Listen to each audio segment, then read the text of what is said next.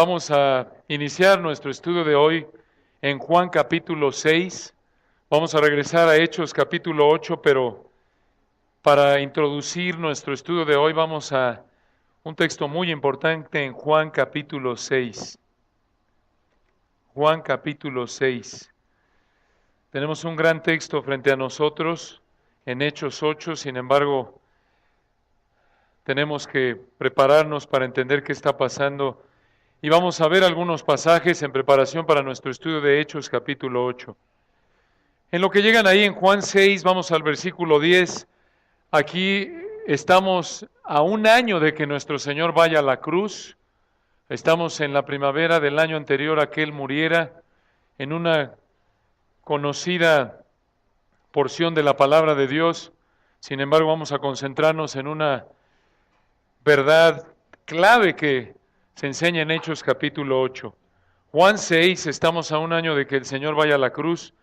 Y en el versículo 10, Juan 6, versículo 10, entonces Jesús dijo, hacer recostar a la gente, o la gente.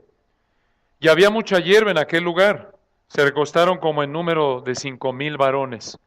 5,000 varones, noten, o sea, hombres. Si sumamos las mujeres y a los niños, probablemente eran más de 20,000 los que estaban ahí.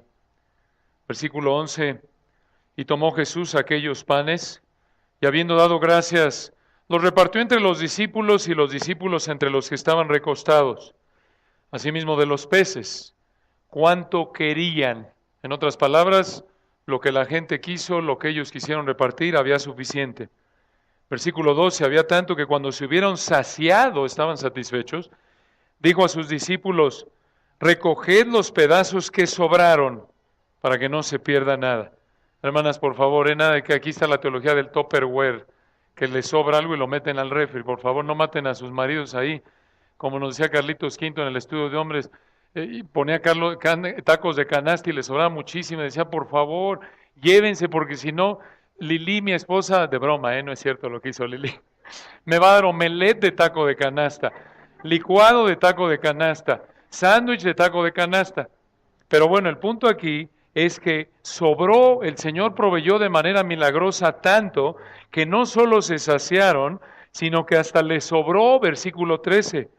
Y noten, y llenaron, ahí en el versículo 13, recogieron pues, y llenaron 12 cestas de pedazos, que de los 5 panes de cebada sobraron a los que habían comido. Sobrenatural. Aquellos hombres entonces, versículo 14, viendo la señal que Jesús había hecho, dijeron, estos los que fueron alimentados, ellos dijeron, este verdaderamente es el profeta que había de venir al mundo. Mucha atención, versículo 15. Pero entendiendo Jesús que iban a venir para apoderarse de él y hacerle rey, volvió a retirarse al monte solo. Observen, en el versículo 14 podríamos pensar que esta multitud que fue alimentada, estos hombres, realmente creyeron porque dijeron, este es el profeta. Sin embargo, su fe no es más que una fe superficial, carnal, como lo vemos ahí en el versículo 15, porque el Señor entendió en su omnisciencia, en su sabiduría perfecta como Dios, que este aparente profesión de creencia de que Él era el verdadero profeta que había de venir al mundo, no era más que un simple sentimiento superficial, terrenal, y ellos siendo judíos, veían en él su Mesías político, Mesías militar. Observen, no vemos aquí que están conscientes de su necesidad espiritual, sino que lo ven como, esta es la solución, versículo 15, para hacerle rey. Los ánimos, por así decirlo, están tan caldeados aquí en el versículo 15 de estas personas que iban a venir para apoderarse de él. La idea es que van a venir y no le van a preguntar, tú eres nuestro rey, tú eres nuestro libertador político, militar, ¿de qué nación que estaba gobernando Israel en esa época? ¿Qué imperio gobernaba Israel en esa época? Roma. Y obviamente los judíos, como ustedes saben, odiaban a Roma. Entonces, ellos lo ven como un mero libertador político. Este nos va a sacar de nuestros problemas sociales, económicos, políticos. Y noten, no termina ahí, versículo 22, pasen al versículo 22. Juan 6:22. El día siguiente, la gente que estaba al otro lado del mar vio que no había habido allí más que una sola barca, y que Jesús no había entrado en ella con sus discípulos, sino que éstos se habían ido solos. Esta es la misma gente que fue alimentada. Versículo 23. Pero otras barcas habían arribado de Tiberias junto al lugar donde habían comido el pan después de haber dado gracias al Señor. Versículo 24. Cuando vio pues la gente que Jesús no estaba allí, ni sus discípulos, entraron en las barcas y fueron a Capernaum buscando a Jesús. En otras palabras, realmente lo quieren seguir, pero ya vimos en el versículo 15 por qué lo quieren seguir. Pues ¿cómo vamos a dejar salir este pez gordo, no es cierto? Este hombre no es solo un líder militar, sino que, oye, ¿quién te da comida? Y aquí está el seguro social encarnado, mejor, ¿no es cierto? ¿Quién te da comida con unos cuantos panes le da 20,000? No lo van a dejar ir, no es tan fácil.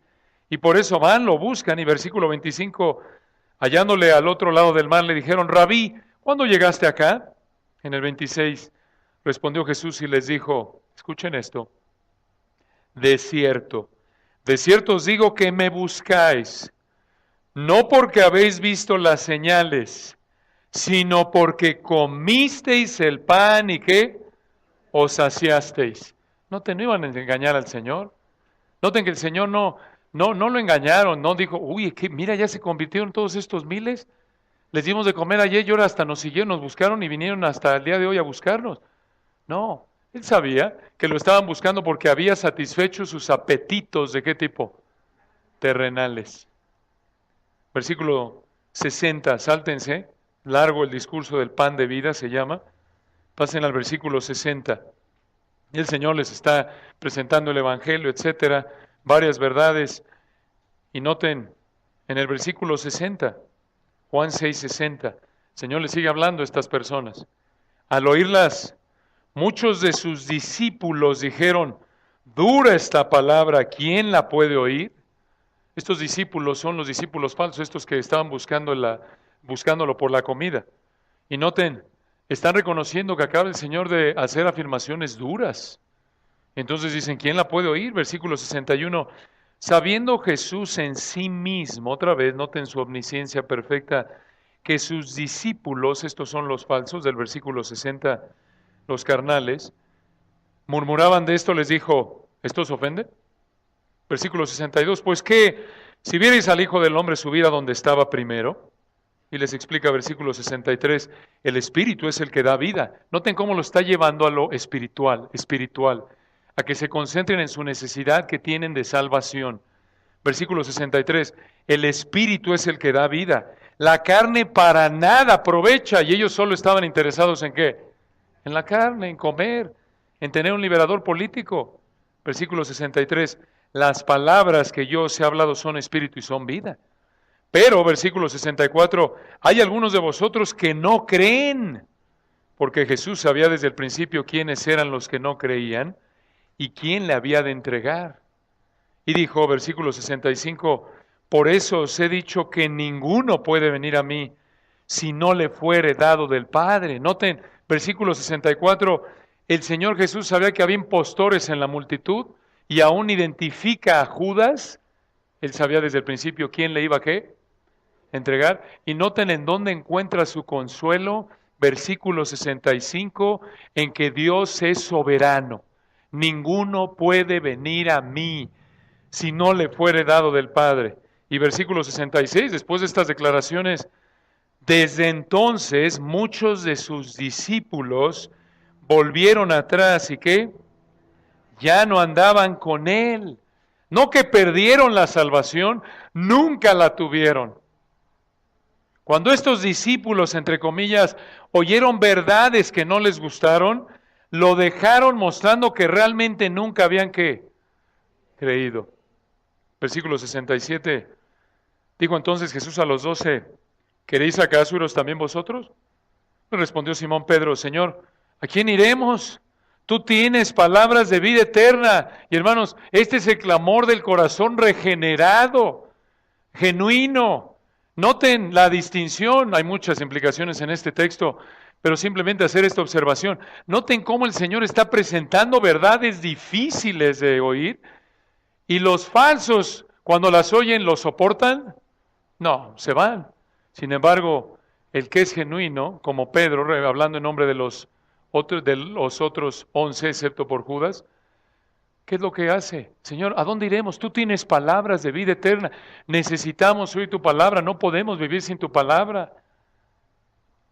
Y nota en versículo 69, y nosotros, le dice Pedro, hemos creído y conocemos que tú eres el Cristo, el Hijo del Dios viviente. Por cierto, aquí parece haber un tono de orgullo en Pedro, aunque el Señor acaba de decir, ninguno puede venir a mí si no les he dado del Padre, y él dice, nosotros hemos creído.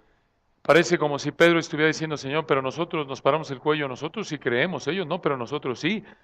Y probablemente por eso el Señor responde otra vez apuntando a su soberanía, versículo 70, y les respondió, versículo 70, no os he escogido yo a vosotros los 12, y uno de vosotros es que diablo, ¿quién es? Versículo 71, hablaba de Judas Iscariote, hijo de Simón, porque este era el que le iba a entregar, y era uno de quienes, de los 12. Hermanos, estos discípulos carnales, que no eran discípulos realmente, que querían apoderarse de Jesús y hacerlo rey, que lo buscaban únicamente porque el Señor les había dado de comer, eran del mismo grupo de Judas. Eran del mismo grupo de Judas. ¿Por qué? Porque al igual que ellos, Judas quería usar a Jesús para disfrutar de todos los beneficios terrenales que traería el reino del Señor en la tierra. ¿Cómo lo sabemos? Porque recuerden que Judas era un avaro. En Juan nos dice, recuerdan que él era el tesorero del grupo y él continuamente, ¿qué hacía con la bolsa? Con el dinero de los discípulos y el Señor. Sustraía. Era un avaro. Era un avaro y el Señor les había hablado mucho de el reino. Y en Mateo 20, ¿se acuerdan? Se pelean los discípulos, empezando ahí por una disputa de Juan y Jacobo. Querían estar a la diestra y a la siniestra de Dios, del Señor, ahí en el reino. Y ellos, los otros se enojan porque ellos querían lo mismo. Y el Señor les explica, no. El que quiera ser mayor entre vosotros será vuestro ¿qué? Servidor. Entre los que se habían enojado estaba Judas. Él quería lo mismo. Él era un avaro, él quería el poder.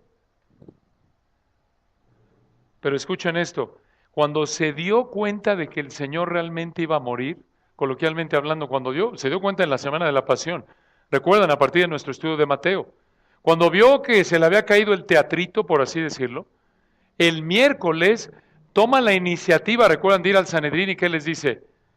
¿Qué me van a dar y yo se los entrego? ¿Por qué?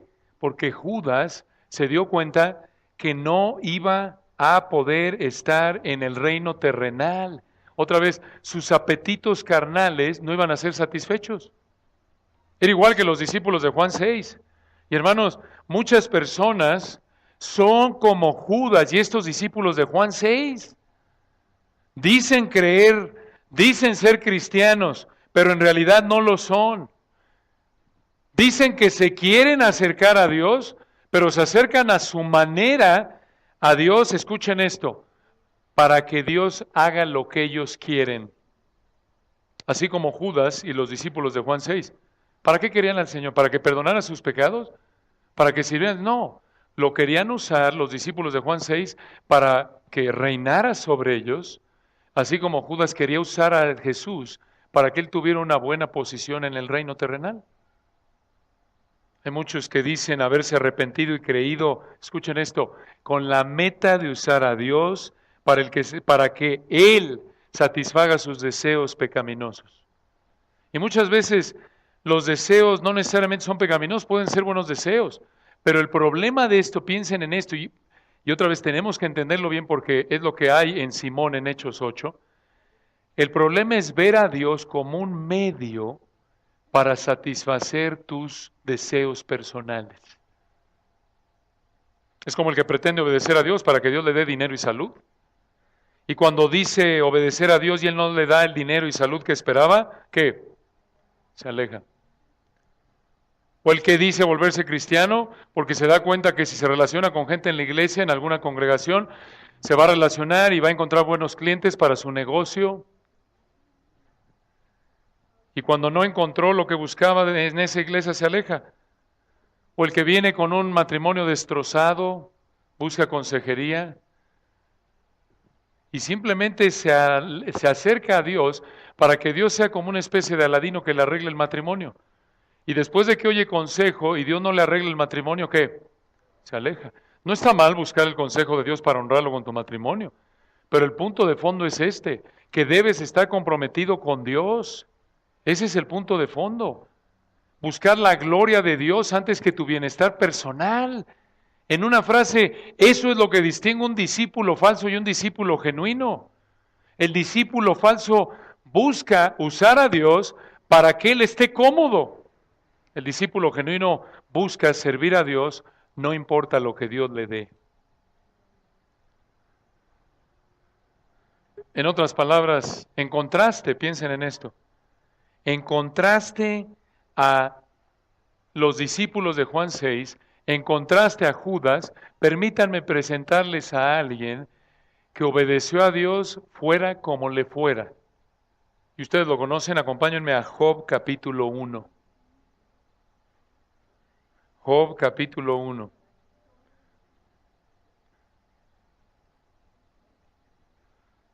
Por cierto, hermanos, noten, esto es algo tan serio, tan práctico, que en lo que llegan a Job, es el mismo problema del que dice encontrar, el que dice que quiere acercarse a Dios para encontrar una buena mujer cristiana, o a un buen marido, hablando de un soltero por un momento, y cuando la encuentra, cuando ya obtiene su premio, se quita su máscara y ya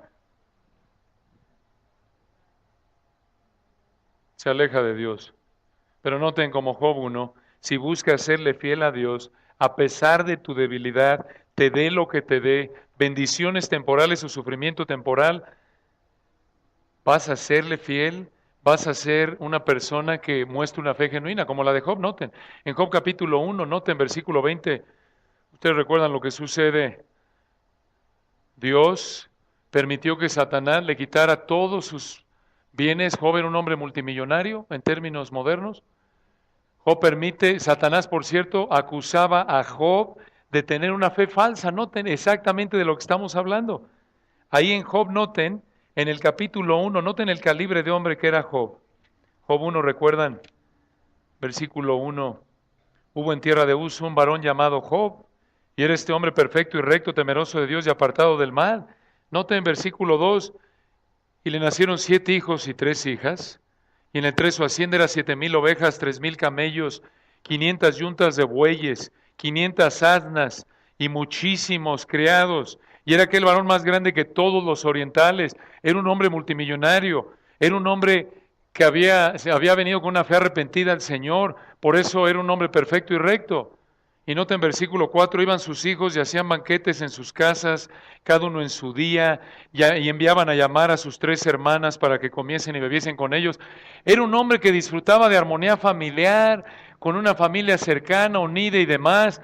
Y noten, aquí por así decirlo, el Espíritu de Dios abre la cortina del cielo, y versículo 6 nos dice, Job 1:6, un día vinieron a presentarse delante de Jehová los hijos de Dios, entre los cuales vino también Satanás.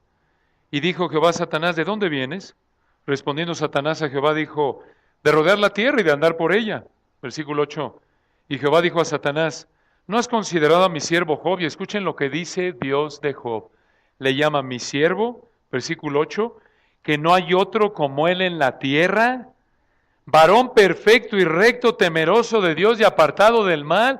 Hermanos, si Dios dice esto de ti es que es real, ¿no es cierto? Esta no es la esposa de Job diciendo, mira, mi chiquitín es un hombre de Dios. No, esta no es la mamá de Job hablando. Mira, mi gordito es el más santo, aunque es de lo peor el gordito. No, es un hombre de Dios. Dios mismo que conoce los corazones lo certifica. Y noten, versículo 9, respondiendo Satanás a Jehová dijo, escuchen esto, ¿acaso teme Job a Dios de balde? Versículo 10, ¿no le ha acercado alrededor a él y a su casa y a todo lo que tiene? Satanás sabía que Job gozaba de la bendición de Dios. Versículo 10, Al trabajo de sus manos has dado bendición. Por tanto, sus bienes han aumentado sobre la tierra. Pero versículo 11, extiende ahora tu mano y toca todo lo que tiene y verás si no blasfema contra ti en tu misma presencia. Hermanos, Satanás acusó a Job de que servía a Dios por conveniencia. Lo estaba acusando de ser un discípulo falso, como los de Juan 6 y Judas, ¿se dan cuenta? Realmente Satanás le dice a Dios, Él te sirve porque lo has hecho multimillonario, pero quítale todo y vas a ver cómo te deja. Esa era la teoría de Satanás. Y entonces Dios va a mostrar aquí a lo largo del resto de los 42 capítulos de Job que esta es la fe genuina. Y noten lo que hace, versículo 12, ¿recuerdan? Dijo que va Satanás, versículo 12, aquí todo lo que tienes está en tu mano, solamente no pongas tu mano sobre él. Salió Satanás de delante de Jehová y le quita todo, recuerdan a Job, y no solo le quita sus posesiones, sino que versículo 18, entre tanto que le está diciendo un siervo que prácticamente hubo calamidades y demás, perdió todo, ¿recuerdan? Versículo 18, entre tanto que éste hablaba, vino otro que dijo, tus hijas y tus hijos estaban comiendo y bebiendo vino en casa de su hermano el primogénito. Se llevaban bien los hermanos aparentemente. Y en el 19, y un gran viento vino del lado del desierto y azotó las 4 esquinas de la casa, la cual cayó sobre los jóvenes y murieron. Solamente escapé yo para darte la noticia. Y noten, ya no tiene nada, ya no tiene posesiones, solo le queda su esposa. Versículo 20, entonces Job se levantó, rasgó su manto, rasuró su cabeza, porque hizo esto en esa época, en el antiguo Medio Oriente, eran señales de duelo. El punto es que está el hombre en el hoyo del sufrimiento, está profundamente triste. Y noten lo que hace versículo 20, y se postró en tierra y ¿qué hizo? Adoró. Y versículo 15 dijo, Dios, ¿por qué? ¿O se quejó contra Dios? No, vean lo que dice versículo 21, desnudo salí del vientre de mi madre y desnudo volveré allá. Y escuchen esto, Jehová dio y Jehová quitó, sea el nombre de Jehová bendito. En todo esto, versículo 22, no pecó Job ni atribuyó a Dios despropósito alguno. Estaba mal Satanás, ¿no es cierto? No, hermano, no dejó a Dios, no pecó. Este es un verdadero creyente. Este hombre fue fiel a Dios, escuchen, cuando Dios le dio, cuando Dios le quitó, escuchen, este hombre es del mismo grupo de personas que los amigos de Daniel en Daniel 3, ¿recuerdan? Acompáñenme ahí por un momento. Daniel 3, versículo 14. Ustedes recuerdan lo que está pasando ahí. Daniel y sus amigos, unos jovencitos entre 14 y 17 años, fueron llevados cautivos por Babilonia. Dios juzgó la idolatría de Judá, donde vivían Daniel y sus amigos. Y en Daniel 3, este rey Nabucodonosor, el rey del imperio babilonio, sumamente arrogante, recuerdan, levanta una estatua para adorarse a sí mismo, para que la gente lo adorara. Seguramente había motivos políticos, porque así mantenía la unidad del imperio, con una sola religión. Nada más que interesante, el Dios de la religión era él. Era un orgulloso, obviamente. Y entonces, cuando se entera que Sadrach, Mesach y Abed-Nego, los 3 amigos de Daniel, recuerden, no se quieren postrar ante su imagen, les da una oportunidad más. Y observen lo que sucede en Daniel 3, versículo 14. Daniel 3, 14. Habló Nabucodonosor y les dijo, por cierto, vean el 13. Vean desde el 12, hermanos, es importante que vean cómo está Nabucodonosor, no está nada contento. Daniel 3:12. Llegan a reportarle a Nabucodonosor. Daniel 3:12. Hay unos varones judíos, los cuales pusiste sobre los negocios de la provincia de Babilonia. Sadrach, Mesach y Abed-Nego, estos varones, oh rey, no te han respetado, no adoran tus dioses, ni adoran la estatua de oro que has levantado. Versículo 13. Entonces Nabucodonosor dijo con ira y con enojo que trajesen a Sadrach, Mesach y Abed-Nego. Por cierto, no haces enojar a Nabucodonosor y sales contento, porque en el capítulo 2 recordarán cuando le habla a sus sabios y no le pueden decir qué soñó y qué interpretó. Se enojó tanto que los mató a todos. Entonces cuidado con Nabucodonosor, ya está enojado, entonces ya estamos en problemas. Y Sadrach, Mesach y Abed-Nego lo sabían.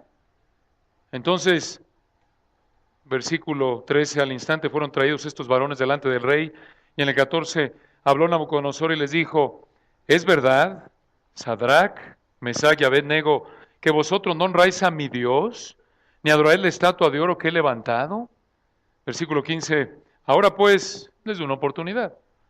¿Estáis dispuestos para que al oír el son de la bocina, de la flauta, del tamboril, del arpa, del salterio, de la zampoña y de todo instrumento de música, os postréis y adoréis la estatua que he hecho? Porque si no la adorareis, en la misma hora seréis echados en medio de un horno de fuego ardiendo. ¿Y qué Dios será aquel que os libre de mis manos? ¿No tenéis, el Señor se siente omnipotente, lo ven? Él les da un mandato simple. Miren, en el momento que oigan a la Orquesta Filarmónica de Babilonia tocar, esa es la señal para que se postren ante la imagen. No lo hacen, muy simple, son ejecutados inmediatamente en el horno de fuego. Versículo 16. Sadrach, Mesach y Abed-nego respondieron al rey Nabucodonosor diciendo, no es necesario que respondamos sobre este asunto. Oye, estos son bastante valientes, ¿no es cierto? Mira, no vale la pena hablar contigo. Está enojado, es el rey, sus vidas están en peligro, pero noten por qué le responden así. No es que sean irrespetuosos, no están siendo irrespetuosos, simplemente saben que están lidiando con un hombre cegado por su pecado, por su orgullo, que lo único que quiere es que se haga lo que él dice, si no se mueren. Entonces simplemente le dice en versículo 17, he aquí, nuestro Dios a quien servimos, escuchen esto, puede librarnos del horno de fuego ardiendo y de tu mano, oh rey, nos librará. En otras palabras, Dios tiene la capacidad de librarnos del fuego de horno, del horno de fuego.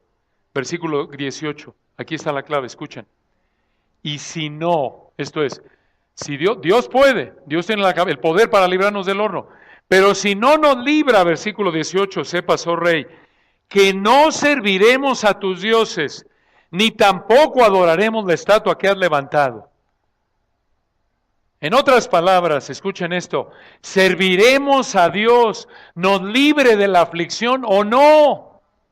No estamos sirviendo a Dios por motivos pecaminosos, no servimos a Dios, no es nuestro servicio a Dios, Sadrach, Mesach y Abed-nego, habrían dicho de otra manera, mira, no servimos a Dios nada más de manera esporádica, o cuando todo va bien. Estos son como Job, ¿se dan cuenta? Estos son del mismo grupo de los héroes de la fe de Hebreos 11. Acompáñenme ahí. Hebreos 11, versículos 32 al 40. Ustedes recuerdan el contexto de este gran pasaje en Hebreos 11, 32 al 40. Aquí nos está dando varios ejemplos del Antiguo Testamento, el escritor de Hebreos, para mostrarnos cómo se ve la fe genuina. En esencia, está diciendo que la fe genuina se ve en una vida de obediencia, una vida transformada. Y noten, después de que dio varios ejemplos, recuerdan de Moisés, de Abraham, empezando con Noé, con Abel, Noé, etcétera. Concluye el capítulo y escuchen esto, Hebreos 11:32. ¿Y qué más digo? Porque el tiempo me faltaría contando de Gedeón, de Barak, de Sansón, de Jefté, de David, así como de Samuel y de los profetas. Versículo 33.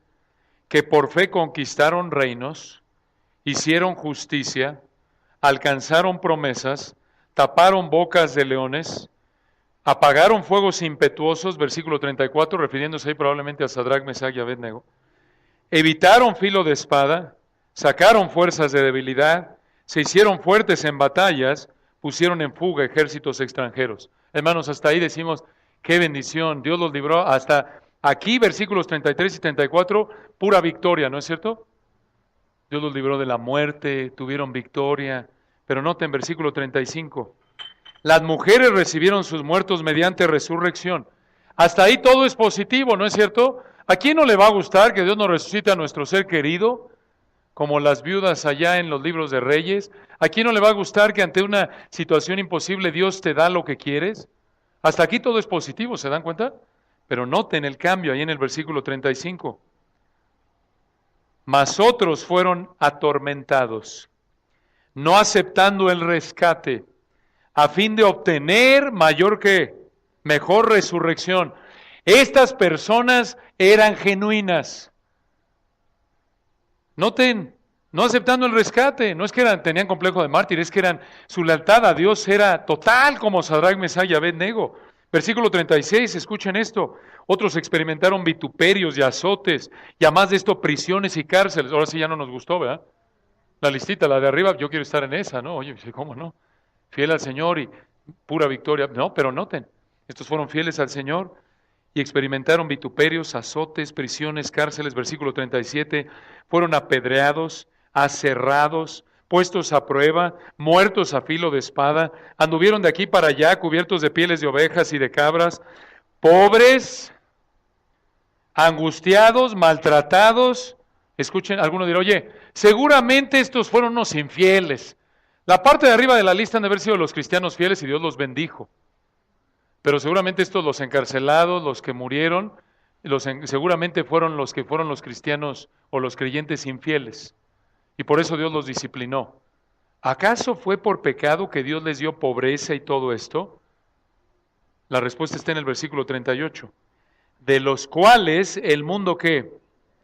No era digno. En otras palabras, estos, los que sufrieron prisiones, cárceles, los que fueron apedreados, aserrados, puestos a prueba, muertos a filo de espada, fueron igual de fieles que los que por fe conquistaron reinos, hicieron justicia, alcanzaron promesas, etcétera. Y noten, versículo 38, de los cuales el mundo no era digno, errando por los desiertos, por los montes, por las cuevas y por las cavernas de la tierra. ¿Cuál casa, cuál comodidad? Versículo 39. Y todos estos, escuchen esto, aunque alcanzaron buen testimonio mediante la fe, esto es, eran creyentes genuinos, no recibieron lo prometido aquí en la tierra, versículo 40, proveyendo Dios alguna cosa mejor para nosotros, para que no fuesen ellos perfeccionados aparte de nosotros. ¿Qué es esto? Aun cuando Dios no les dio la tierra que esperaban, las promesas que les había hecho aquí en la tierra, no porque Dios hubiera fallado, sino porque en su plan así fue, ellos permanecieron, ¿qué? Fieles. Piensen en esto.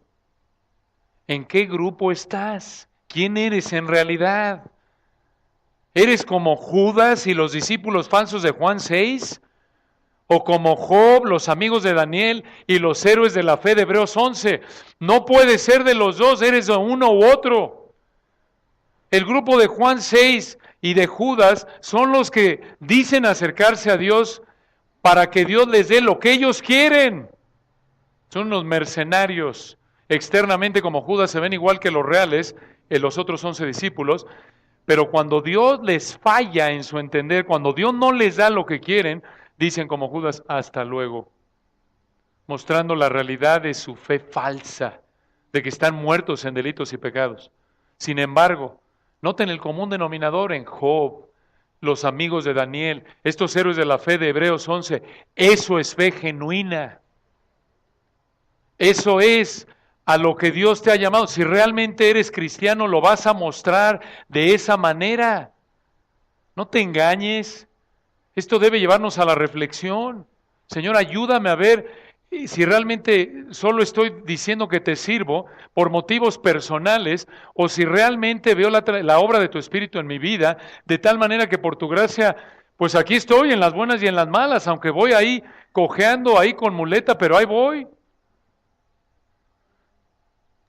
Tristemente, hoy vamos a conocer a un hombre del mismo grupo que los discípulos falsos de Juan 6, del mismo grupo de Judas, un mercenario llamado Simón, en Hechos capítulo 8. Y conforme estudiamos a Simón, hermanos, debemos examinarnos cuidadosamente para asegurarnos de que no seamos como él. Y recordemos que aquí en Hechos 8, Dios está cumpliendo la promesa que el Señor les dio a los discípulos en Hechos 1:8, ¿recuerdan?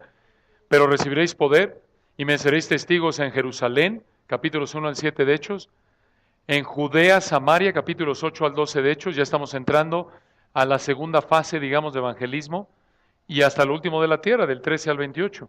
Y en Hechos 8, recordarán a partir de nuestro estudio de la semana pasada, estamos estudiando a 3 tipos de personas que nos ayudan a evaluar quién somos en realidad. 3 tipos de personas. Ya vimos la semana pasada, versículos 1 al 3, a un perseguidor. ¿Quién fue, recuerdan? Pablo. Y hoy continuamos, empezamos con el versículo 4 la semana pasada, Vamos a ver a un impostor en los versículos 4 al 25 y concluiremos en 1 o 2 semanas con un arrepentido en los versículos 26 al 40. Pero bueno, a lo mejor 1 o 3 semanas, no importa, pero la idea es cubrir esto, si Dios quiere. Entonces, ya vimos al perseguidor, ahora veamos al impostor. Hechos 8, versículo 4. Ya hablamos a detalle del 4, simplemente lo vamos a leer. Vean el punto aquí central en Hechos 8:4, pero los que fueron esparcidos, recuerdan, estos son los que fueron esparcidos debido a la persecución en contra de la iglesia en Jerusalén del versículo 1, ¿recuerdan? Conforme fueron esparcidos, versículo 4, iban por todas partes, ¿qué? Anunciando el evangelio. Recuerden, hermanos, qué principio. No vamos a abundar aquí, pero es un principio tan preciado. Recuerdan que explicamos la semana pasada lo que el Sanedrín y Saulo quisieron hacer por destruir la iglesia, Dios lo usó para expandir, para hacer crecer la iglesia. Ellos querían destruir la iglesia, recuerdan, Saulo asolaba la iglesia, la idea es que Saulo quería destruir a la iglesia y lo que quisieron hacer por destruir la iglesia, que fue persecución, recuerdan, Dios lo usó para que la iglesia se esparciera y al esparcirse, ¿qué iban haciendo? Predicando, predicando, predicando. Y aquí vemos, recuerdan ese principio que explicamos a detalle la semana pasada, cómo Dios puede colocarte en situaciones de sufrimiento para esparcir su evangelio. Como lo vemos aquí, la iglesia estaba sufriendo. Sin embargo, Dios estaba usando su sufrimiento para extender la iglesia. Versículo 5. Entonces Felipe, noten, este es el mismo Felipe de Hechos 6:5, ya lo conocimos, ¿se acuerdan? Era un hombre fiel al Señor, era uno de los 7 judíos helenistas a quienes los apóstoles delegaron la responsabilidad de cuidar de las viudas griegas. Observen que aquí en el contexto, versículo 4, él habría sido de los que habían salido de Jerusalén y se dispersaron debido a la persecución. Ahora noten, hermanos, él es, de acuerdo con Hechos 21:8, déjenme presentarles, este Felipe es una celebridad. Vayan a Hechos 21:8 para que vean cómo lo llama aquí Lucas, el escritor de Hechos. Hechos 21:8. Este es el mismo, nuestro Felipe aquí de Hechos 8:4 es el mismo de Hechos 21, versículo 8.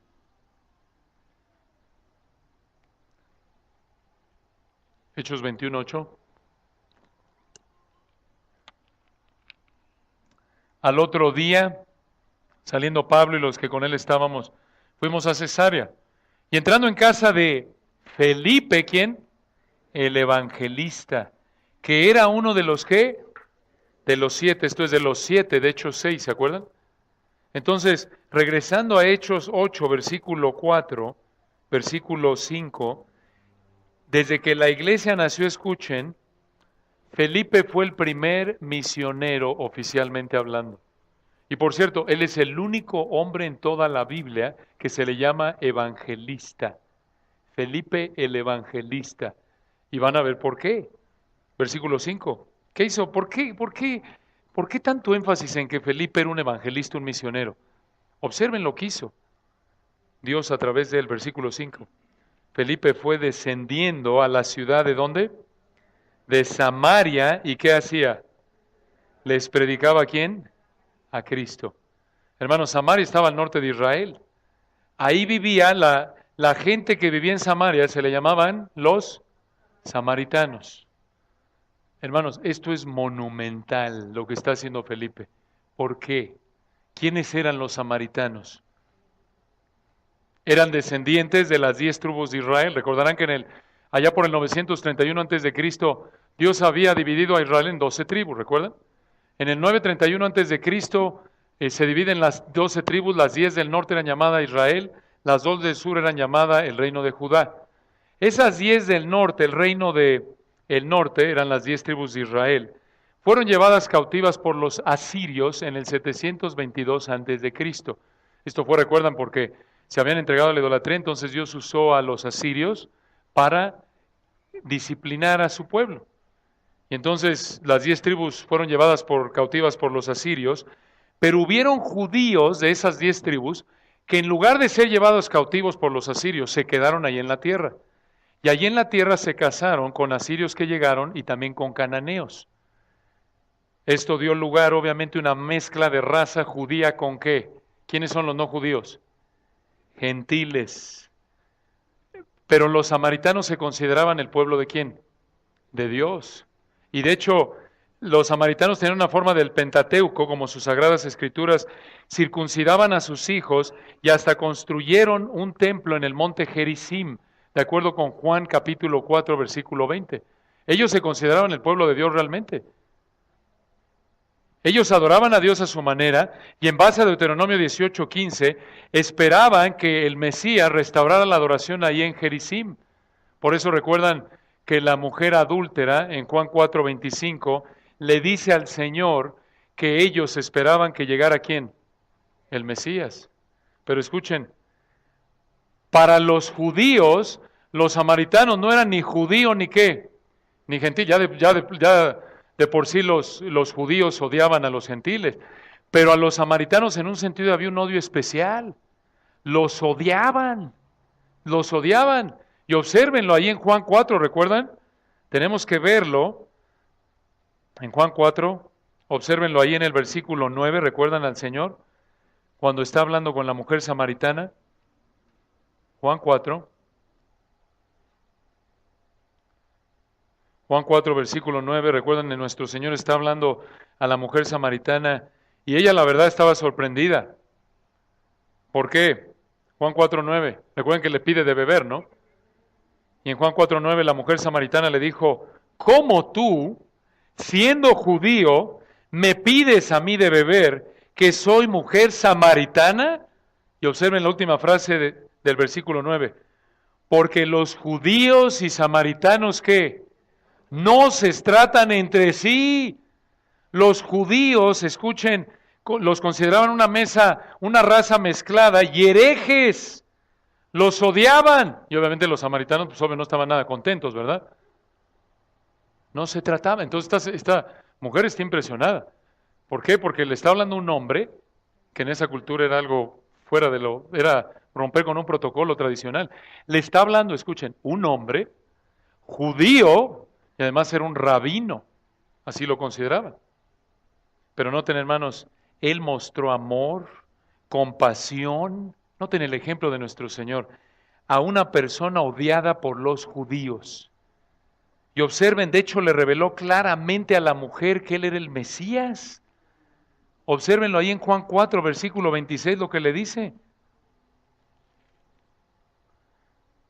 Noten, desde el 25 la mujer le dice, Juan 4:25, le dijo la mujer, sé que ha de venir el Mesías, llamado el Cristo, cuando Él venga nos declarará todas las cosas.